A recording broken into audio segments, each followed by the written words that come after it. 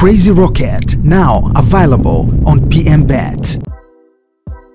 Mtazamaji wa PMTV, karibu. Hii hapa ni PMTV habari. Mimi naitwa Juma Idi Bangla.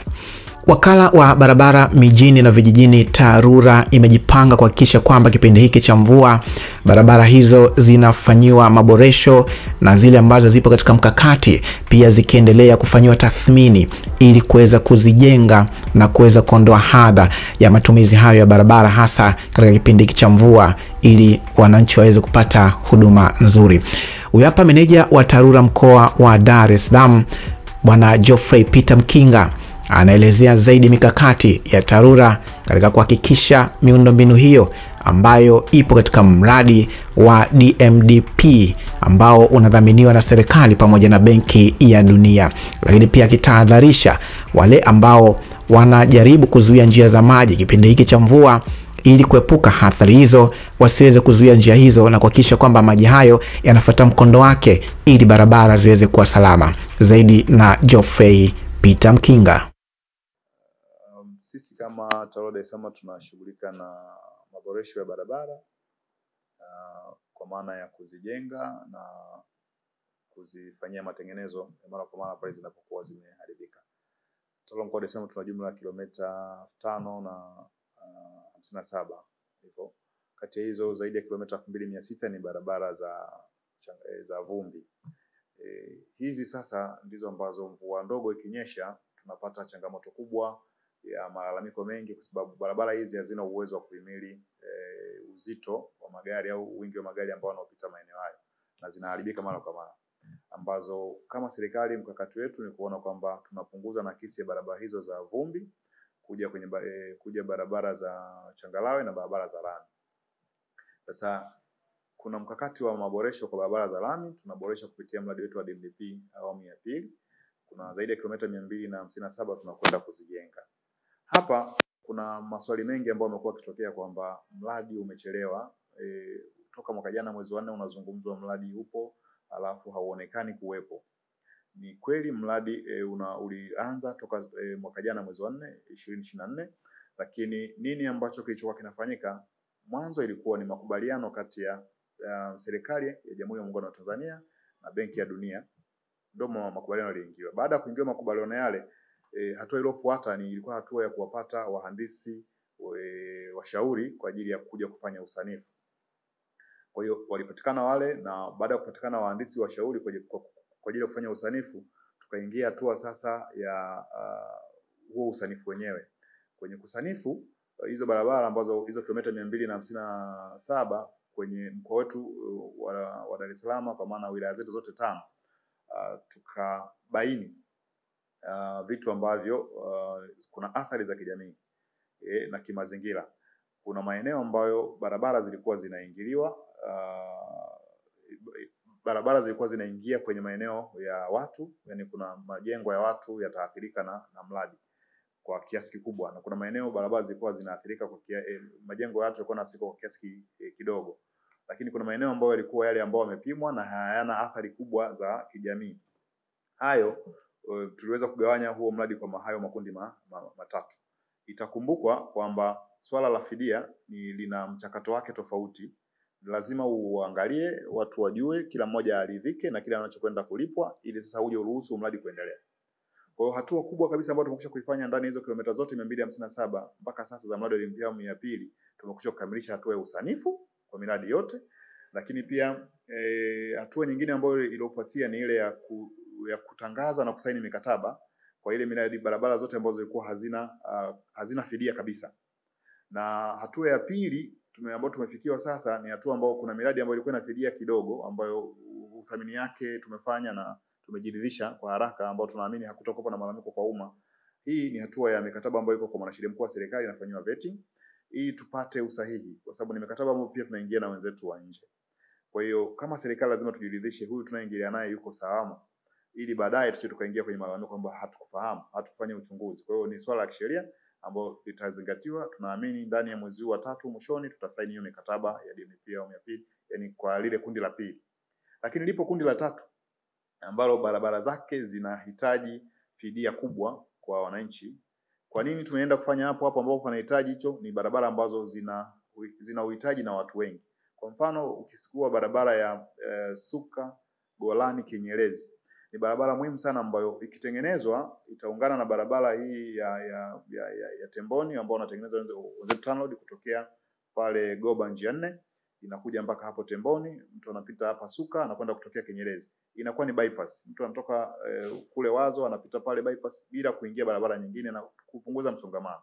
Lakini kuna barabara kama ya Makoka hapa, nayo ni barabara muhimu sana ambayo nayo sasa tumekuta kuna fidia ambayo inatakiwa kulipwa ili kuweza kufanya kazi. Kwa hiyo sasa hizi tunaendelea na zoezi la uthamini ili kujiridhisha sasa na thamani ya mali zilizopo na baadaye kuhakiki ili kuondoa malalamiko kwa umma. Ikumbukwe mradi wetu ni wa zaidi ya miaka 5 mpaka 6, mradi wa DMDP. Kwa sasa tuko awamu ya kwanza, yani tuko mwaka wa kwanza wa utekelezaji. Kwa hiyo watu waondoe dhana kwamba mradi umechelewa. Hapana, mradi tayari umekwisha kuanza na uko kwenye hizo hatua mbalimbali za utekelezaji wake, ili kutokuwa na mradi wenye manunguniko. Kwa hiyo nitoe rai kwa wananchi wa mkoa wa Dar es Salaam kwamba mradi upo na umekwisha kuanza. Miradi ile ambayo tulisaini Mwembe Yanga, taratibu nyingine zote za ukamilishaji wa mikataba zimekwisha kukamilika. Wakandarasi walikwisha kuanza kazi toka tarehe 15 mwezi wa kwanza. Na wapo site. Kuna camp kwa mfano barabara Banana Kitunda Kivule, camp imejengwa kule mwisho. Ipo. Lakini sasa hizi nini ambacho kinachoendelea kufanyika ni tulisema kwamba wanaendelea na zoezi la uwekaji vipimo barabarani kwa maana survey work. Mkandarasi yeye hakuwepo wakati tunafanya survey. Kwa hiyo lazima aweke vile vipimo barabarani.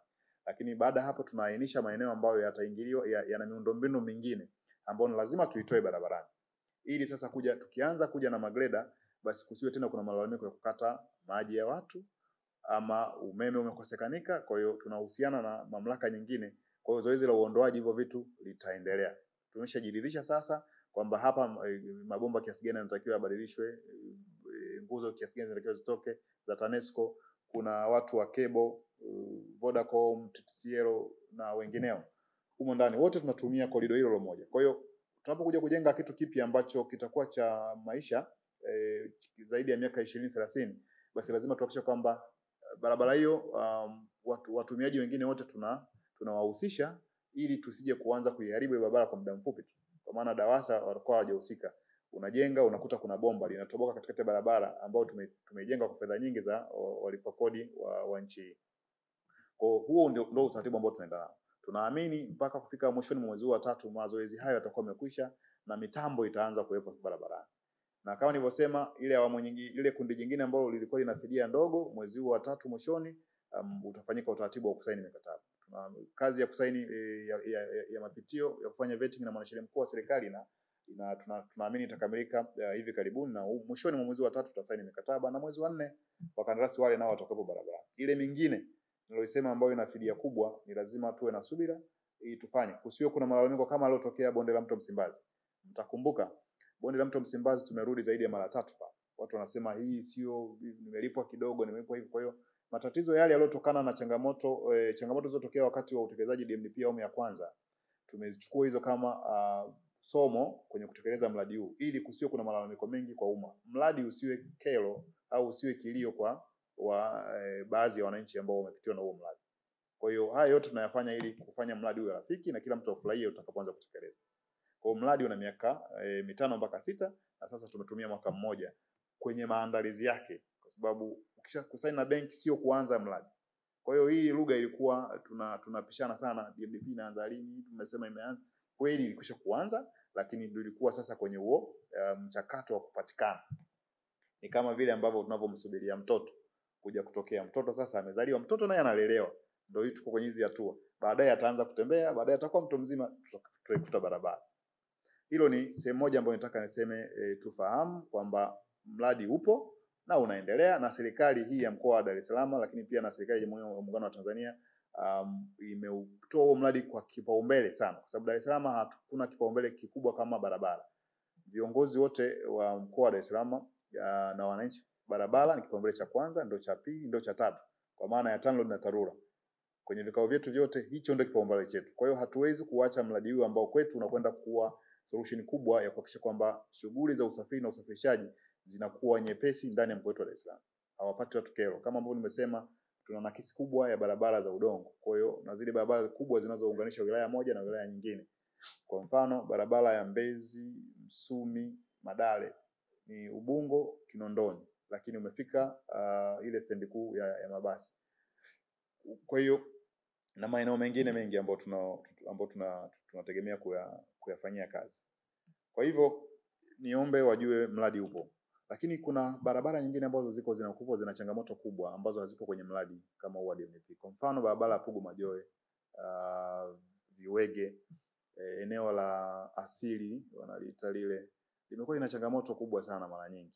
Hata ukienda kule mwishoni wanasema kwa Muhaya vile kulikuwa kuna changamoto.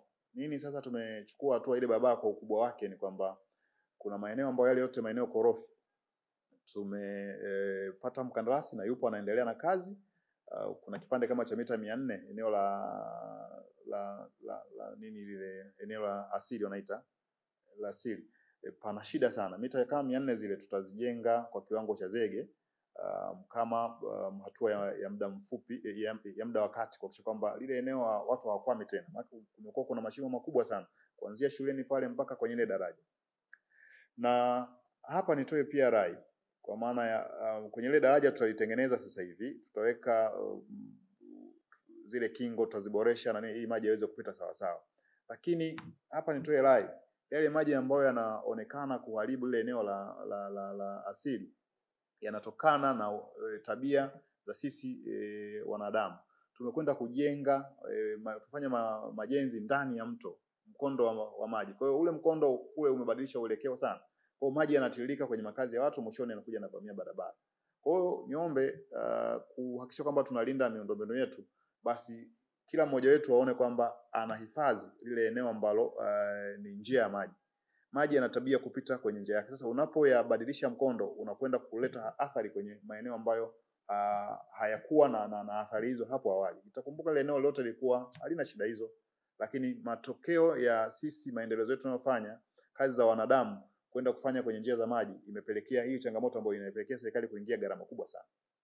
Tumeisanifu ile barabara yote kwa ujenzi wa kiwango cha lami, hizo kilomita 10 na ngapi, iende ikatokee barabara yetu ya ile hospitali yetu ya Kivule.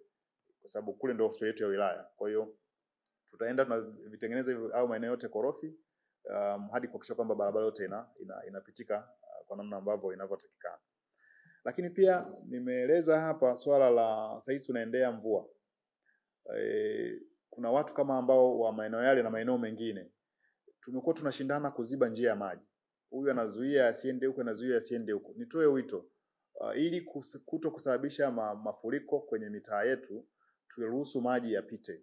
Haya mashindano tunaoshindana kuzuia maji kumpelekea huyu kumpelekea ule, baada ya kukaa kwa pamoja kama jamii tukatoa njia giveaway maji yapite kwenda baharini, basi tutakuwa salama zaidi. Kwa hiyo kwa wakati huu watu wote tukae kwenye mitaa yetu na viongozi wa mitaa na watendaji wa kata na mitaa kwa pamoja tushirikiane. Kama kuna swala la kiutaalamu tunaomba tuje, tutatoa utaalamu, lakini tuwe tayari kutoa hayo maeneo ili kusababisha mifereji pite.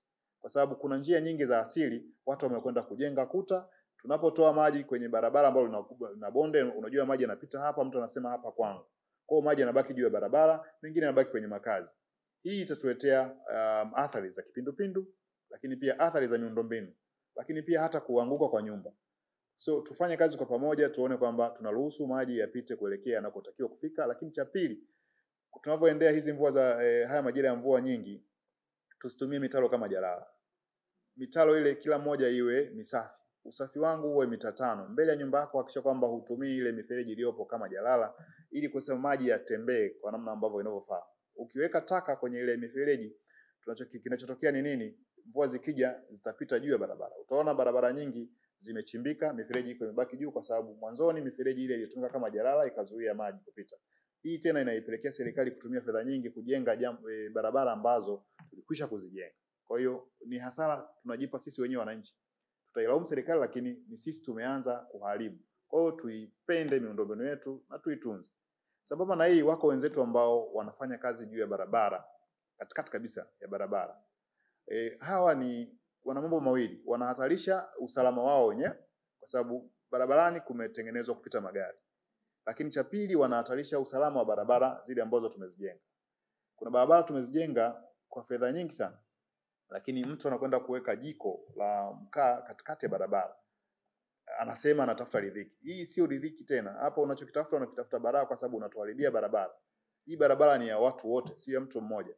Kwa hiyo wewe ndugu yangu ambaye unaona unakwenda ukaa katikati ya barabara na kusema unafanya biashara na unatafuta riziki, hii si sawa. Unachangia kwenye kuharibu miundombinu. Watu tukatafute maeneo rasmi ya kufanya biashara, lakini sio hapo. Na hawa ambao wanapaki maguta katikati hapa Kariakoo, wanapaki maguta katikati, anasema anatafuta riziki, unazuia watu wengine kufanya biashara. Unaifanya Kariakoo isiingilike, yani isiwe sehemu rafiki. Kwa hiyo mwisho wa siku tukienda hivi, kila mtu akaja akaleta ile guta hapa, tutakuwa na eneo ambalo la ajabu kabisa. Kwa hiyo Kariakoo sasa haitokuwa tena rafiki kwa ajili ya biashara, watu wataanzia maeneo mengine.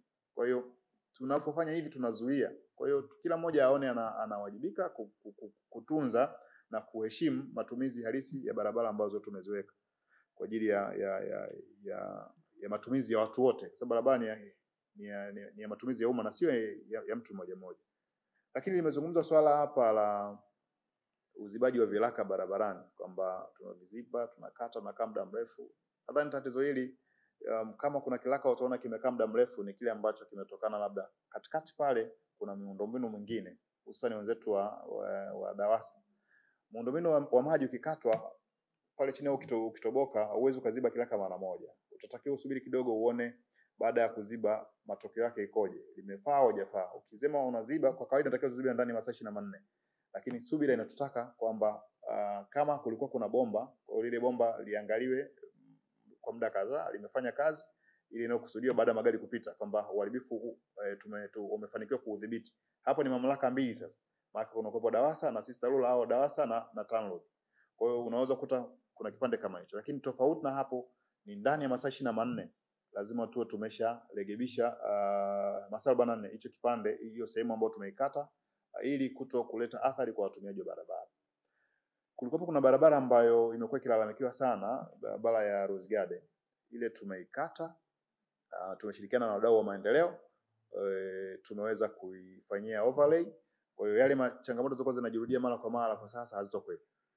Kuna wadau ambao wamejitolea kushirikiana na TARURA, ambao tunatoa wito kwa wadau wengine ambao pia wanaona kero kama zile, tunashirikiana basi kutekeleza, kuona kwamba barabara inayotumiwa na watu wengi inakuwa iko salama salimini. Sasa tumeweza kuweka overlay. Tumefanyia overlay yote kuanzia sayansi hapa mpaka hapa chini kwa Mwalimu Nyerere. Na ile tatizo sina alipo. Nadhani mkipita mtaona kuna hiyo hali nzuri. Barabara za Sinza kuna kwenye mradi wa DMP awamu ya pili zipo zitajengwa. Ile barabara inayoshuka kwenda Namnani hivi Sinza madukani ile, sawa, iko popular. Yale maeneo yote tumeweza kuyaconsider. Ukipita hapa nyuma ya chuo hii wanasema Law School, ile barabara ya Law School, Posta Matembe, hapa barabara ya Sinza Lion, ile barabara yote ile inakwenda kujengwa. Na zipo kwenye hii miradi ambayo tumesema iko kufanywa vetting kwa mwanasheria mkuu wa serikali ndani ya DMDP awamu ya pili. Kwa hiyo tutaona barabara zikijengwa mitaa ile. Tunafahamu ile Sinza sasa imekuwa ni Sinza eneo la biashara. Kwa hiyo barabara nzuri zinahitajika na ile hali ya uovu ule inapaswa itoke. Kwa hiyo zitajengwa barabara nyingi pale ambazo nyingi zitakuwa za hali ya zege. Hapa kanisani KKT, kupandisha Posta Matembe, msikitini, na hiyo unazungumza inayopita pale Sinza madukani kwenda Namnani kule chini. Kote kuna kwenda kujengwa kwa kiwango cha lami na maeneo mengine kiwango cha zege.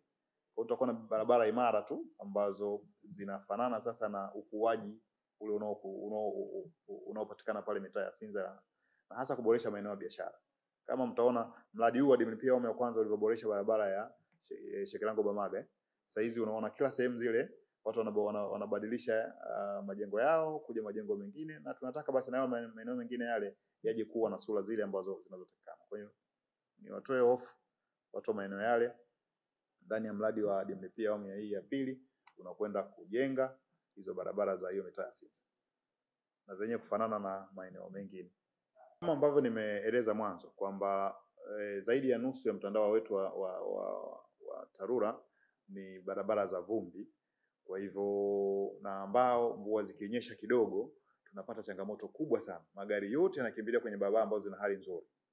na ambapo zaidi ya 52% ya mtandao una hali mbaya. 11% peke yake ya mtandao wetu una hali nzuri.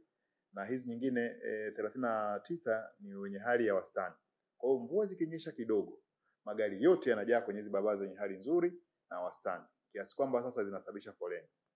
Nini mpango wa serikali ya mkoa kwa ujumla wake? Kama nilivyosema mwanzoni, ni kupitia serikali kuu imetupa mradi wa DMP awamu ya pili kuja kutengeneza zile barabara kubwa ambazo zina hali mbaya, kuzifanya basi mvua zikinyesha kidogo watu watembee humo, sio kutoka wilaya moja kwenda nyingine. Kama anavyosema Dar es Salaam, watu wanafanya biashara, wanahitaji, hawana jambo jingine tofauti na biashara.